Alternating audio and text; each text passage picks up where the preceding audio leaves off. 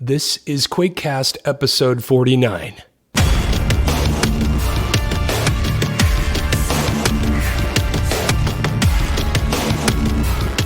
Welcome to the podcast for id Software's classic Quake and the games it inspired. This week we are welcoming Michael Markie. Michael is a composer of game music, a sound designer, a competitive player, and a Quake mapper. In this episode, Michael walks us through his journey from dealing with flaky musicians to composing for a multitude of projects, including the Quake Champions Pro League and many more. And if that wasn't enough, he's the composer of our new theme song. So thank you for that, Michael. And now, the interview.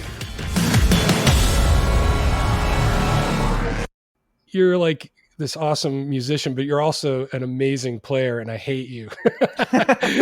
I mean, I'm like, no way you play like, what is it? Not platinum, but elite. Yeah, diamond, and then you're elite. Yeah, I got up to elite in Quake Champions Duel. Wow, that's sick. Okay, cool. So let's get started. So how did you get involved with video games, PC gaming, that kind of jazz? So I would say that my earliest recollection, as far as like my involvement with gaming, had to probably be, my dad had like an old 3 or 486 or something. I think this was in the early 90s. In our apartment, and then my dad had it mainly for work, right? Because he was like going to medical school and stuff like that.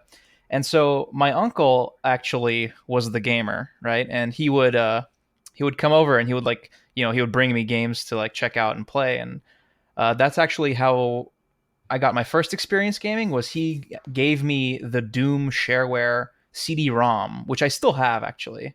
Nice. I don't know if it works. I think it's so scratched, but yeah. So I remember like being 4 years old and like going into like DOS and doing the C:/doom.exe, doing all that stuff. And yeah, so it was playing the Doom shareware was definitely my earliest recollection as far as gaming goes. Nice. And then it was all downhill from there, Yeah. I think I was that bad uncle for some of my nephews. And the first Quake level I ever made was for my nephew. It was like, I'm going to make a level and I'm going to give it to you as a gift kind of thing. Oh, that's really cool. It was fun. I think he was 10 or something. And he thought it was cool. It was a horrible level, but I was learning. But no, that's cool. So now the interesting thing when I read your bio is it seems like you got into music a little bit later in your life, right? So you're a gamer, you consume all these games, the Quake series, Half-Life, all that stuff. And then I guess Max Payne 2 is actually something that kind of jumped out at you and that's what inspired you? Yeah, so I played all kinds of games, like, RTS games, first-person shooters, etc., like everything. And so I remember the ending credits song for Max Payne 2, which is Late Goodbye by Poets of the Fall. It's just like this like sappy acoustic ballad that sort of like went with the, movie film noir tone of the game, right? And I remember for some reason that song like really stuck out to me. It was like super catchy. I thought the guitar was super cool. And it made me like want to learn how to play guitar.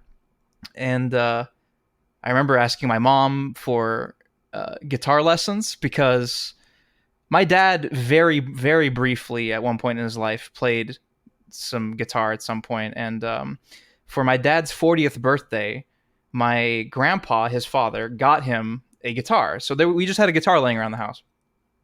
And yeah, I asked my mom to get me lessons. And I started taking lessons, and then that didn't go so well. Like what? Yeah, it's just, I don't know. There's something about like structured learning, at least the way that learning was structured. It just it was not conducive in like keeping me consistent in my engagement with the instrument, and just in general, like, I don't know, like the sort of standard learning doesn't really work for me. Like, study for 1 hour a day and run your scales to a metronome and do all that stuff. So like that I was sort of really unenthused once I got started, and then I broke my wrist. And so that just like made me quit pretty much because I was Wow. recovering. That's terrible. Yeah. And so I was quit completely. Right. And then Guitar Hero came out. And then that's sort of, I don't know, that was like 2004, I think. Uh, and that sort of like began like this like whole like it was like a mini wave of like rock and metal sort of became popular again. Yeah, absolutely. I remember that kind of, Yeah, and it was directly because of Guitar Hero. It's kind of weird. yeah, and I remember like playing it, and then that was actually like my first exposure to metal proper. I mean, as embarrassing that is to admit, it was like Well, you had MIDI metal in exactly, Doom, yeah, but that's yeah, not the same thing, right? yeah. Maybe Bobby Prince's sort of MIDI covers subconsciously Yeah, influenced my yeah, taste. exactly. Um, so basically, that came out, and that gave me my first exposure to what people will consider like real metal, right? Like real rock. Like there was like Pantera and like Ozzy Osbourne and all this stuff. So I started listening to that, and then that sort of got me into leapfrogging from that. I started listening to like Metallica and Megadeth and all those bands, and then immediately from those groups, from that like 80s sort of thrash metal era, I straight leapfrogged into like modern technical death metal, which is quite the jump. And Yeah, a little bit. yeah. Just because I was like so blown away by their musicianship, though, that was like the one thing that like really stuck out to me. I didn't care much for like the growl vocals at the time. It was just like all the crazy shredding that they were doing. I thought it was really cool, and I mean that's what got me into the metal that was in Guitar Hero. Anyways, it's like the guitar solo from Cowboys from Hell and Bark at the Moon. I thought were like so Hmm. cool. Like I was really really into that level of musicianship, and then I sort of just kept looking for more and more and more, and then I started like practicing and learning how to play these solos and developing myself as a musician, and join a high school band, etc. That whole deal. Nice, nice. So now, and then you got into production, and this this cracked me up in your bio. If I hope you don't mind, I read this. Yeah, It said, sure. I put that in there on purpose. after working with musicians, I decided I did not want to deal with them as it's a nightmare. Yeah. which I laughed out loud when I read that because I don't have the same experience, but I'm definitely familiar with the concept of flaky musicians. But that's cool because that helps you.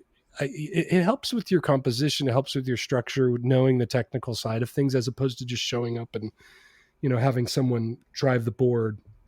You can drive the board, and I think that's kind of more the way things are now with the accessible software and equipment and all that stuff. Definitely. But Yeah. yeah, so tell me how that kind of did that up your game? Did that what did that give you? So yeah, that definitely I definitely learned a lot as far as working on projects that were not directly my own. So uh I had worked with a few like local metal bands, producing like an album for them, or singles or something like that, where they would come to my studio, my home studio, and I would they would they would struggle to play their own music, Yep. and I would struggle to get them to record themselves struggling to play their own music.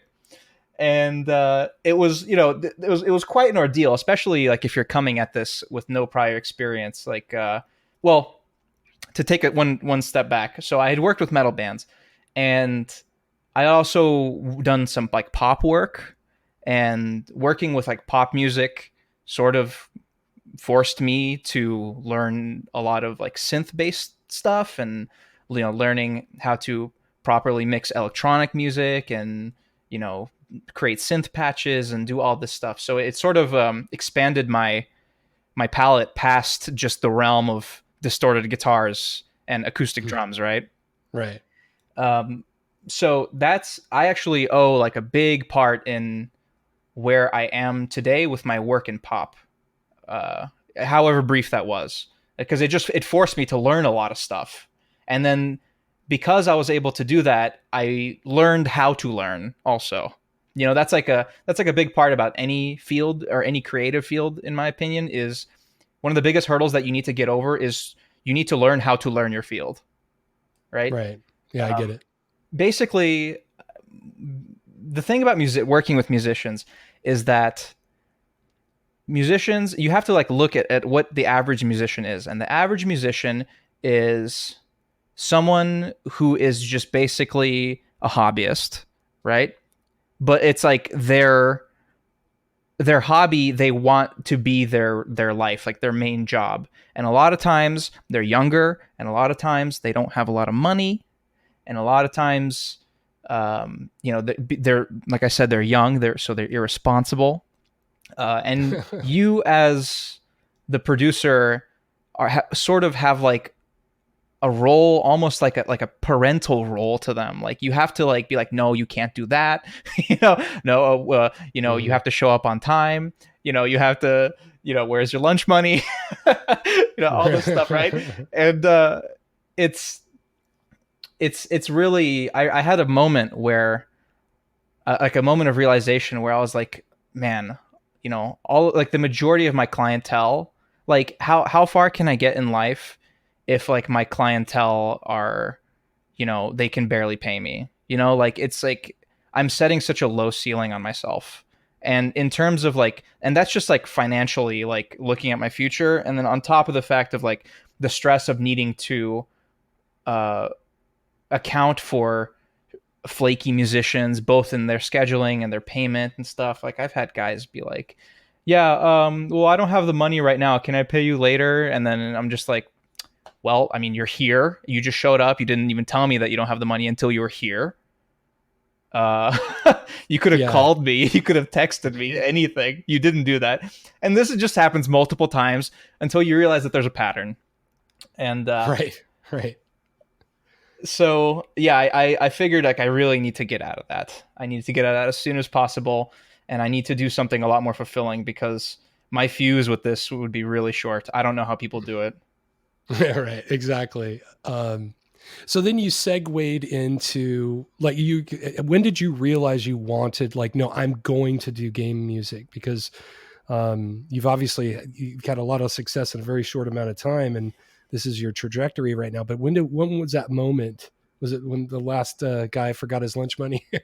So I would say that like the biggest standout moment would be, so after I decided that I want to just compose on my own, right? I just wanted to make, I don't want to record bands. I just want to record my own musical material. I just like solo musical material. It wasn't going to be tied to any project.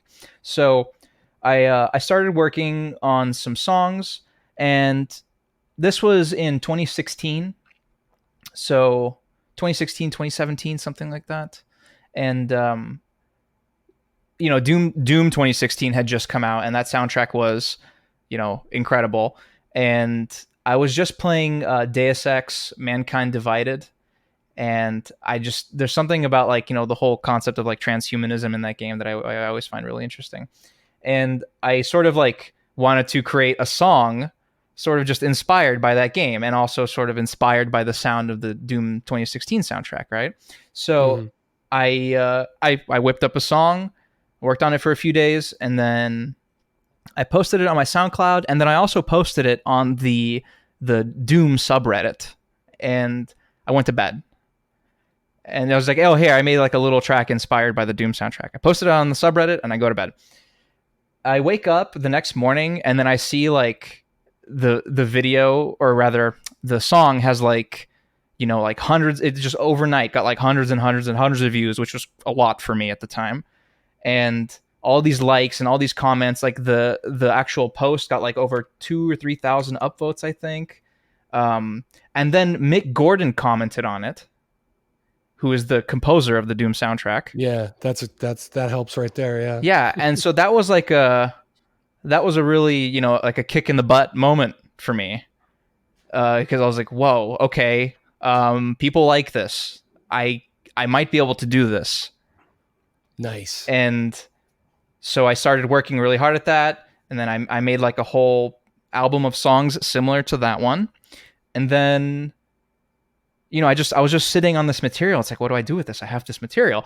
And then, there was there's like a group of modders, but one of them named DB Thanatos, he was working on a mod for Doom 2 called Quake Champions Doom Edition. And it's basically like a retro port of Quake Champions back into Doom 2. And right. So I was like, hey, you need music? And I just like pitched him that soundtrack. He was like, oh my God, this is awesome. Yeah, put it in. And then we put it in. And so that was basically my first actual work on a game. So that's how that started. That's amazing. Yeah, I mean, it's so funny how instead of fans, I mean, you still have fans, but now it's communities, and you interact with, it seems like musicians and creative people interact with communities, and that's got to be so satisfying to go in that short amount of time from like, hey, I'm just going to put together a song to, hey, someone liked my stuff enough to want it in their mod. And that particular mod definitely got attention for all kinds of different reasons. But that's just got to be really satisfying. And so obviously, did you feel supercharged at that point, or was it still kind of like, well, let's see how this, because that's not money. There's no money involved, right? There's no money changing hands, but you're well on your way. Yeah. So talk about the Quake Champions just tracks then after that, because you did 9 tracks for the characters, right? I love this idea that you came up with. Yeah. So I did that Quake Champions Doom Edition music, or whatever that album is considered, and I had this music, and then there were some Quake Champions streamer. There's a Quake Champions streamer. He's like one of the bigger ones, named Zoot. He's like a caster / commentator, and so I noticed that he just sort of on his stream, he would always intro and outro his streams with this like sort of like stock drum and bass song. And I messaged him and I was like, hey, do you want like a stream theme, like like a proper custom one made for your stream? And he was like, yeah, sure. And so, we worked out the details. Like I was offering to do it for free, but he insisted on paying me because he's just a good guy. Nice. And I honestly do believe in free work. I think that is a real thing, and I think it is helpful. A lot of people will say like, there's no such thing as working for exposure, blah, blah, blah. Always get paid for all your work. But like, I'm always like, I don't know if that's always true.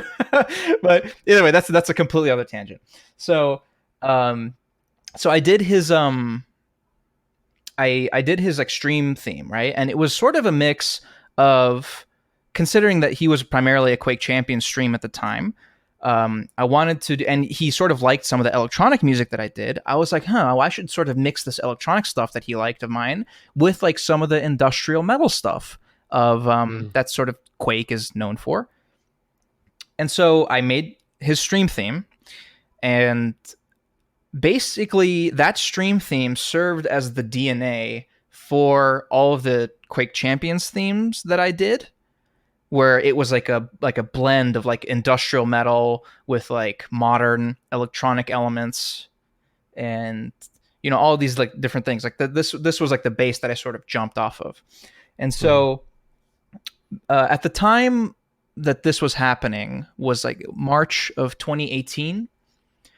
Quake Champions only had right now Quake Champions has 2 sets of soundtracks, one by Chris Vrenna and one by Andrew Hulshult. So at the time, the Hulshult soundtrack was unknown, and it was not in the game.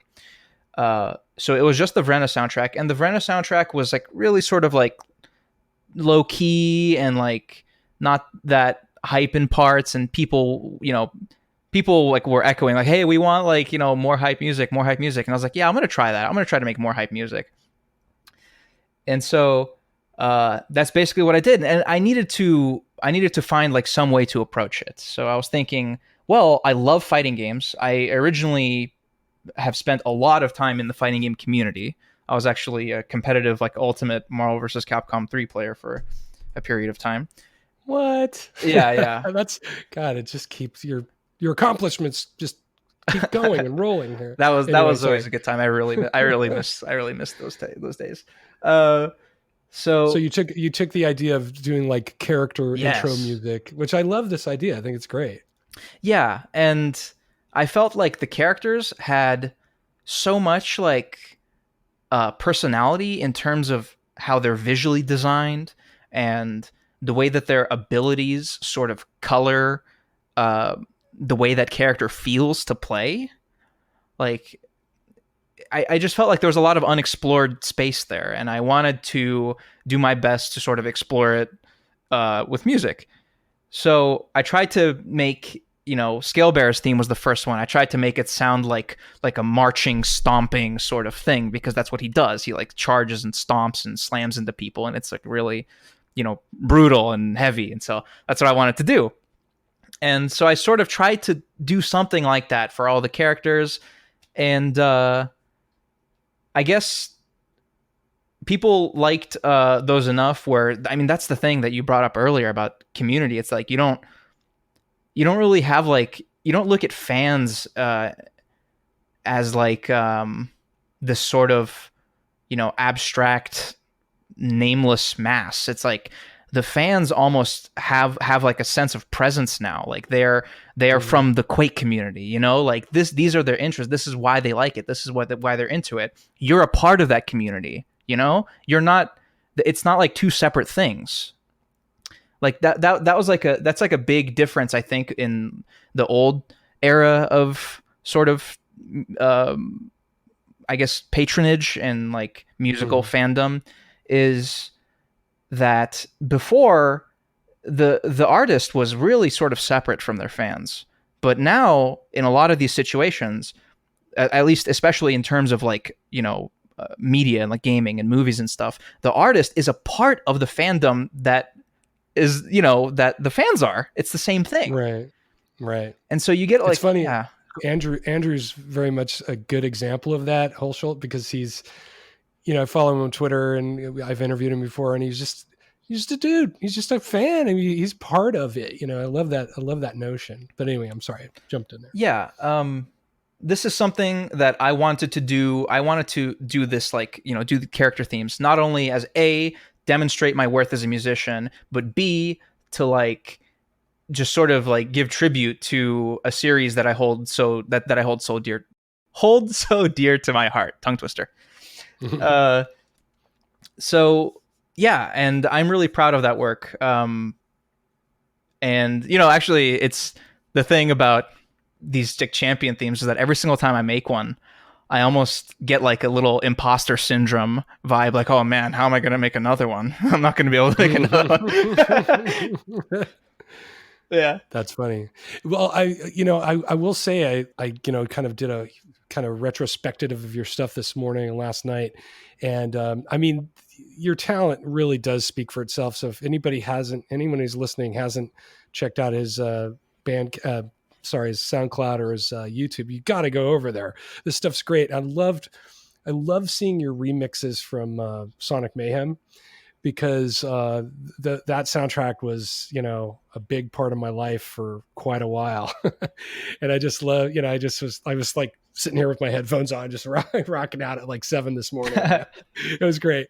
So really, really great body of work, even just in this short, few years that you've had now. So Bethesda reached out to you, right? And so how did that go down?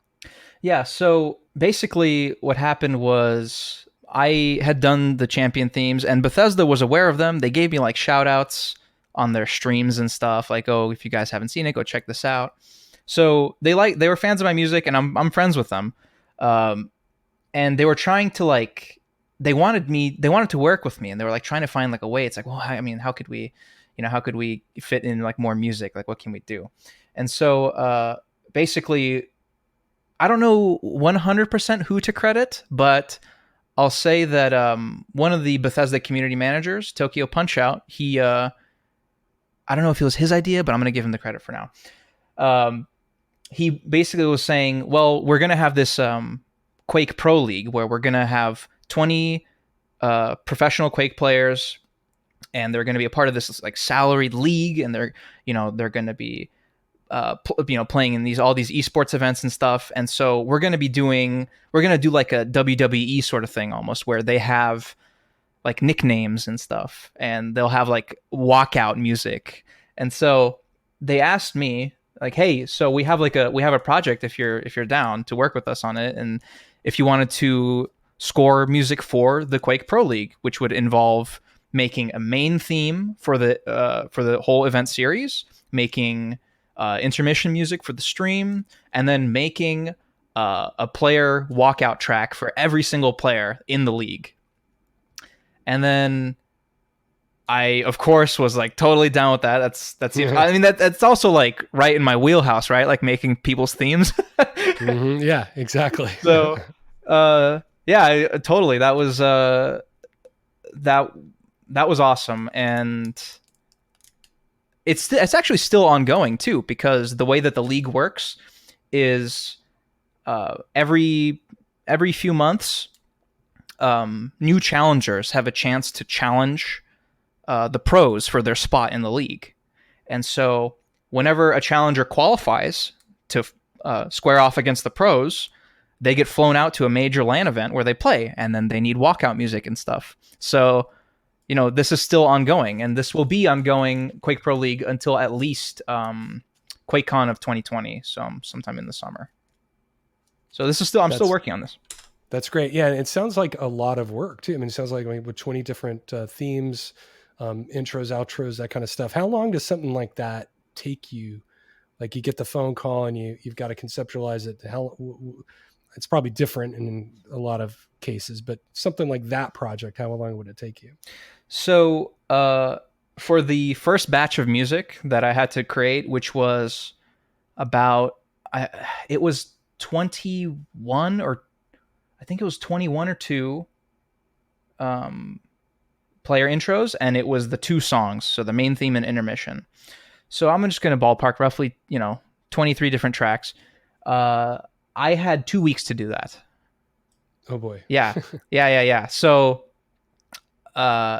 basically the way that I got that done was that I just have a ton of different track or rather session presets that I have made just based off of my previous works, right? And so this is basically just like almost like a full template session where I have all the instruments in, and they're all pre-mixed and everything, or rather pre-mixed by me.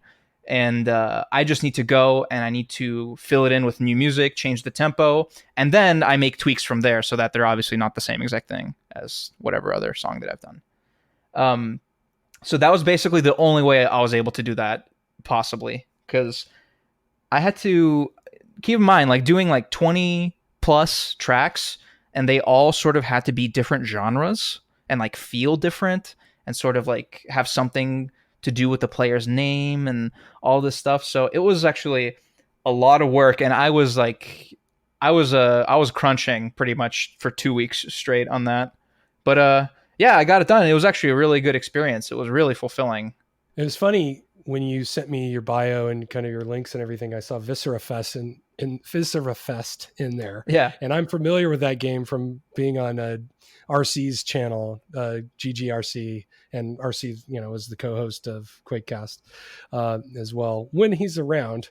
Yeah, so tell me about that, because that's an indie game. It's super striking, visual style, very much a throwback game, but also has a lot of modern kind of sensibilities, we'll say. How did that come about? So that can also be attributed to my Quake Champions themes, my character themes. Mm-hmm. So the developer of Viscera Fest, or Osric, I think is his handle. He, I guess, was browsing the Quake Champions subreddit, maybe, and he saw like me posting one of my champion themes on there, and then he contacted me and was like, "Hey, do you want to? I'm working on this game. Here's a video of it. Do you want to? Are you down to be hired to make some music for it?" And I watched the video and I was like, "Wow, this looks really cool. Like, yeah, definitely. Like, I want to be a part of that." And so I started working on music for the game, and the game was in a completely different state than it is now. There was like a completely different engine. There were less people working on it. All this stuff. It was in a lot more of a primitive state than it is now. And so I started making music for it.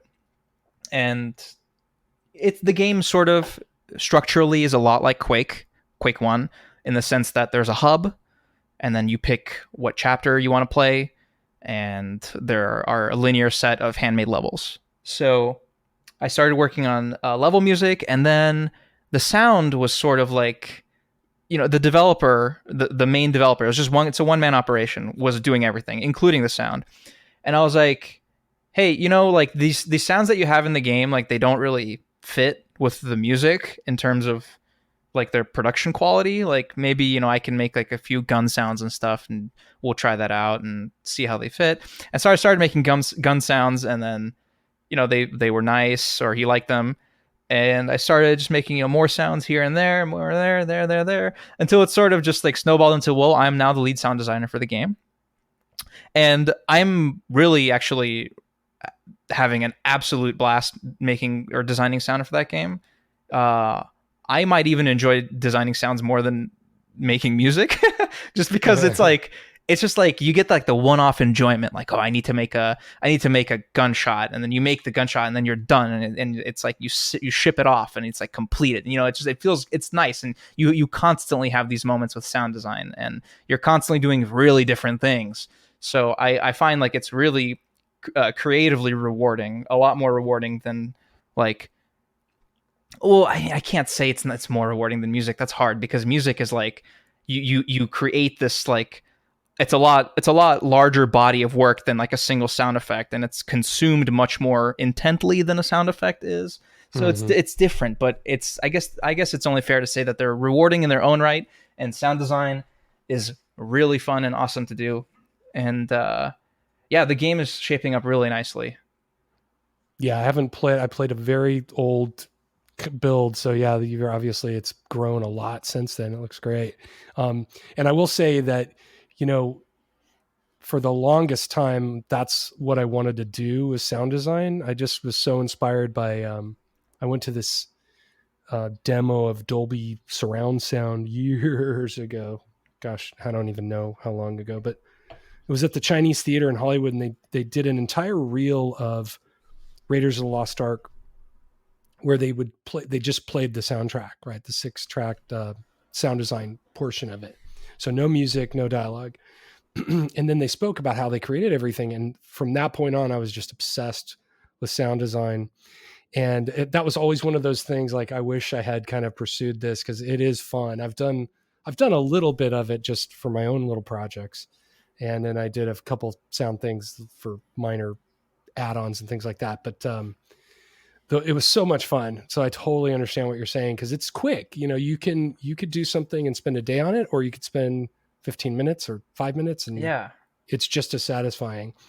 And making music, you're just putting all those ingredients together into a larger piece. So it's the workflow is similar. So. For sound, like I would say the biggest difference between sound and music is that there's still a lot of times there's like a sense of wonder to me when it comes to sound design, just because music, I've done it for so long where if I need to, I can work by formula, and I can make competent, digestible music by formula. But like sound is like, it's like the Wild West. Like there's like so much strange stuff that you sometimes have to do to get what you want. And it's always so interesting. There's like to just like sit and like scratch my head at, on my DAW, or digital audio workspace.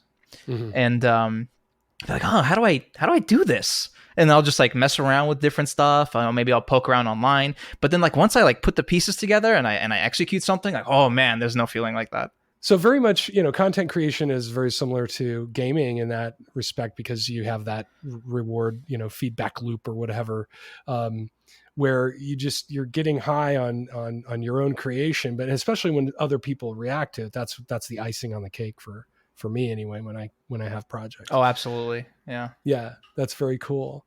So where to next? You've got this explosion of activity, and you've got a growing community. I just joined your Discord, by the way. Oh, thank you. Markie Music Studios, in case people are listening, I'll have links. But, so what's next? What's the next challenge? Is it just more sound design and more music, both? Yeah. So, I I did a fair amount of work for the upcoming Arena FPS Diabolical. Oh, that's right. And so that is in closed beta testing right now. And so the work that I did for Diabolical was power up music. Basically, in Diabolical, like what is in Quake the quad damage, in Diabolical is called the Diabolical power up. And so when you pick it up, it gives you triple damage and it plays music out of your player character. And so, you hear the music. Other players in the game can positionally hear your music as you're going around the map fragging everybody, right? So it's like run away from the song, right? Or chase the song. Right. And so this is a customizable element in the game, so everybody can pick what song they want. And I made like 30 so far, 30 different power-up themes ranging from like every genre I could think of. I have like metal, I have industrial. I've collaborated with some Quake mapping community members too. I did a track with Smile Scythe. Nice. Yeah, industrial, EDM, hardstyle, death metal, gent, like every genre I could possibly think of. I tried to have something for everybody. So that is not in the closed beta yet, so people haven't quite been exposed to it. So that's going to be happening somewhat soon. I'm excited for that. And yeah, I'm still working on Viscera Fest. There's still a lot to do in that game, as we've only really done the bulk of the work on the first episode of 3. And yeah, I'm doing music for that game. I'm doing all these sound effects. I'm voicing monsters and some characters. There are other voice actors as well. Like I have to like sort of like coach them through lines, all this stuff. So Viscera Fest is a thing, and yeah, some other unannounced projects here and there. That's good. That's great. And of course, mapping. That's my passion at the moment. That's what I was going to say. You started back with Doom 3 Ed, I will say, actually. Yeah. And you gave up on it, but now you're back. And it's funny. I am really embarrassed to say I haven't played your levels, and I really should have done that before we talked. So I'm very sorry, and I will play them. There's still time. Yeah. So now you have 2 levels, or are you? So officially released, I only have one official release. Oh, okay. And it's a remake of E1M1 of Viscera Fest, except done in a Quake base theme. And so I released that as it's an Arcane Dimensions level. Mm-hmm. And I've started, levels here and there and scrapped them, or set them aside as scraps. And just because I've been learning a lot as I map, and I need to restart. And right now I'm actually working on what I hope to be my second official release, which is a sort of spiritual homage to Azure Agony E4M7, which I'm calling Cobalt Cacophony, because you need to have a color Right. alliteration. Right. And that's great. I'm looking at a little gift that you had on your Twitter too. So it's looking good. It's looking great. So yeah, and I have to thank you personally for this, because mapping has become like a main recreational activity for me. It's like super meditative for me. If I need to just like clear my mind, I can always just fire up Trench Broom, and if ever having a crappy day, it always helps me out. And I was only able to do it because of your tutorials too. Oh, well, you're welcome. I'm happy. I love, I think everybody likes getting positive feedback, but as I've said many times on the show, it's like, I literally thought it was going to be a couple dozen people, mapping for Quake. And so it's super satisfying, especially people that have tried mapping or mapped before and came back, because that's me. That's basically, I started mapping with Doom 2 basically, but didn't have a lot of success and nothing of note. And so it's really satisfying as someone who's a bit older and has been around to have people come back and say, hey, I'm mapping because of your tutorials is so satisfying. So happy that they're helpful, Mm-hmm. And Um, I also kind of want to like give back as much as I can to this community as well. Like I made that like sound pack of ambient sounds. Like it was like over 80 ambient sounds that I released. And I put it on Funk message board and the Quake mapping Discord, of course. mhm. And I have been, I'm talking to Bal and Heresy about doing some tracks for some of the levels that they're working on.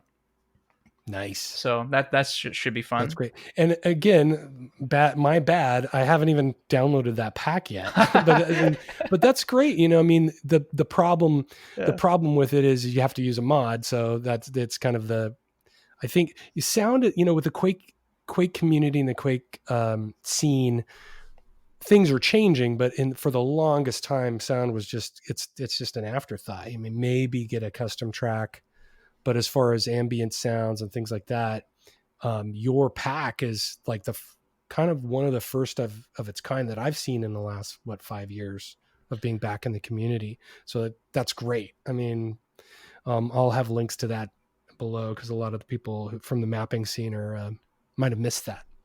So, yeah, as someone who's worked as it's my job in a lot of senses to make ambient sounds for games and stuff. I have to say that proper implementation of like a soundscape or ambient sounds and all this stuff provides a generational leap in terms of like immersion or like creating a sense of space in your map. It's as important as picking the right texture for a wall is like picking the right sound for the space. Because I agree. I don't feel like you can neglect your ears, and you shouldn't just use the stock ambience that the Quake 1 skybox gives you or the water, right? So I feel like it's crazy how much of a difference it makes in terms of how your map feels to just stand in, let alone play.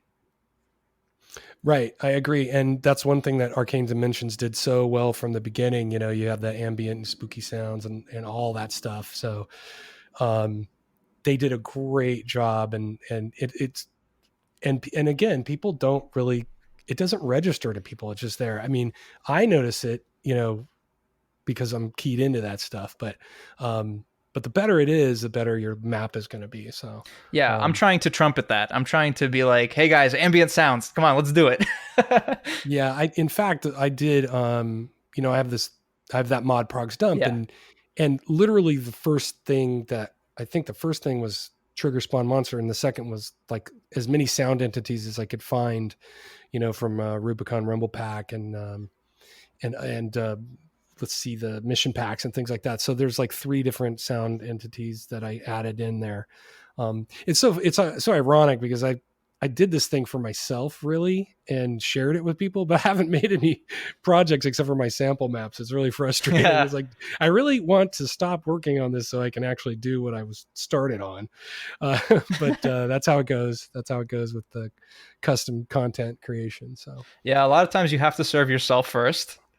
Mm-hmm. And then, or rather, a lot of times, you inadvertently serve other people when just trying to serve yourself. Right. This is what happens to me a lot. Yeah. And that's a good thing too. I mean,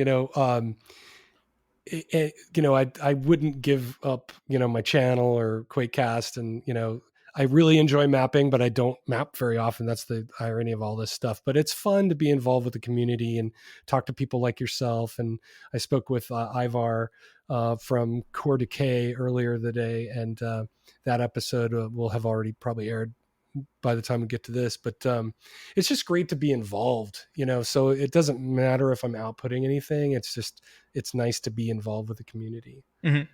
So one other thing I wanted to mention as far as like when I first brought up like giving back to the community was I had an idea for a series of like YouTube videos where it would be almost like handheld mapping, because this is something that I benefit from greatly as I learn. Is like I learn through imitation. That's like my strongest sense of learning, I guess.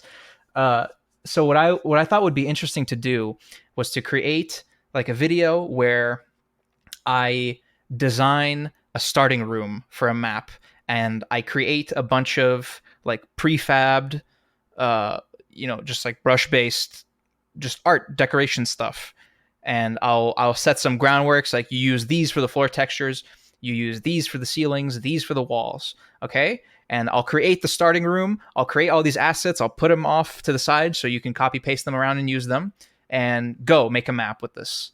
And I thought that would be really cool. And this would obviously be piggybacking off of your tutorials, because you would need to watch your tutorials to learn how to use Trench Broom.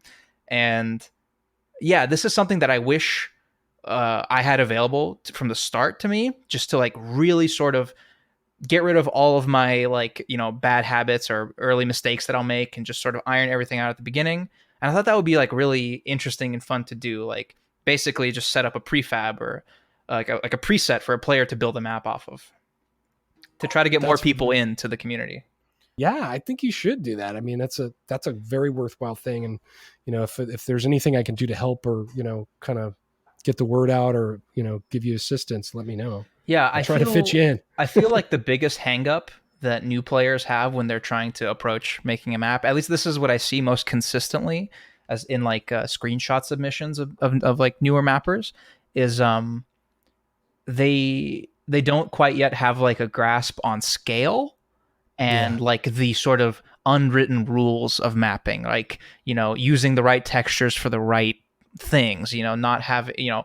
Making sure buttons use button textures, making sure, just like things like that. And I feel like these like rules are like important. It's important, or rather it's really helpful to establish a set of rules for a new mapper and then force them to work within that set of rules. Right. And I will say that that's been on my, I don't want to even say to-do list, because I did start working on it, but I started started a script for a video called, the X number of things you shouldn't do as a beginner.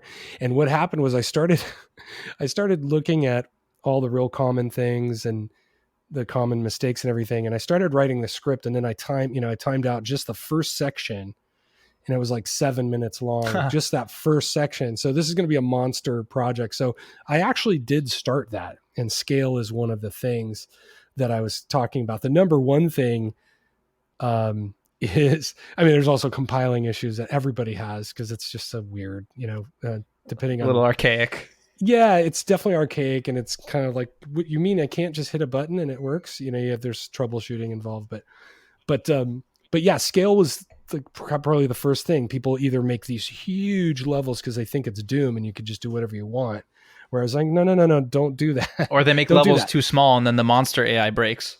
Right, exactly. Yeah. So yeah, that's all part of that. So I don't have a timeline for that, but the script is definitely in production, and because I do things two different ways. Sometimes I'll just kind of sit down and record something, and then I'll edit all the ums and ahs out.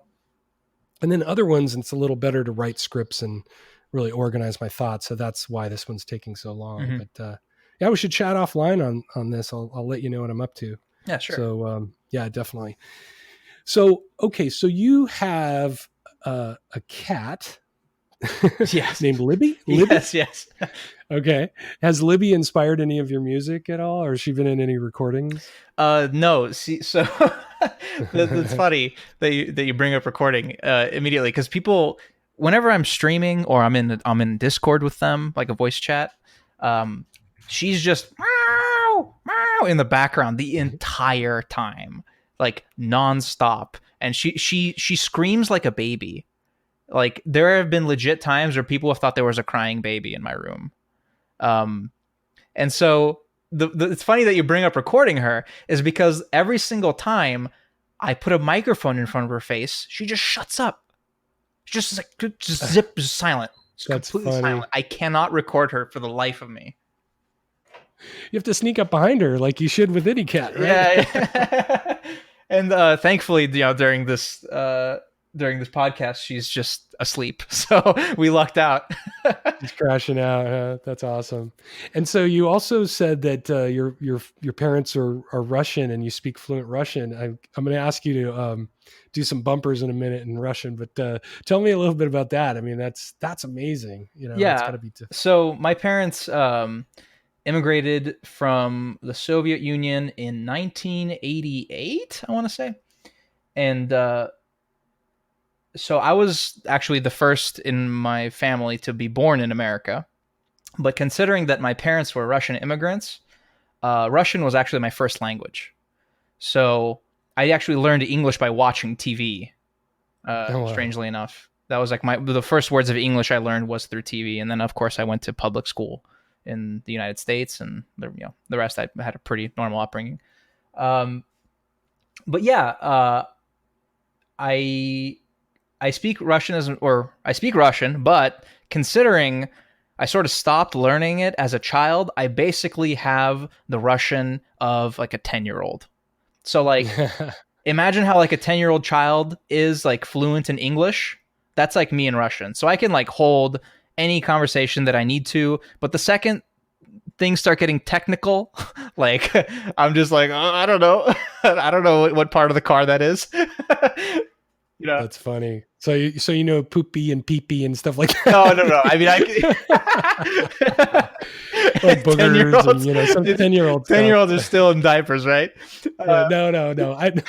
I mean like pee-pee jokes or poopy jokes. Yeah. No. I mean, I'm trying to be funny. But in terms of like my like I guess what the right word is, like scientific vocabulary, right? It's like sort of lacking. I can't, I don't know how to describe each and every component of a car, or like, all these like, small little more complex things. But in general, like my conversational Russian is pretty strong.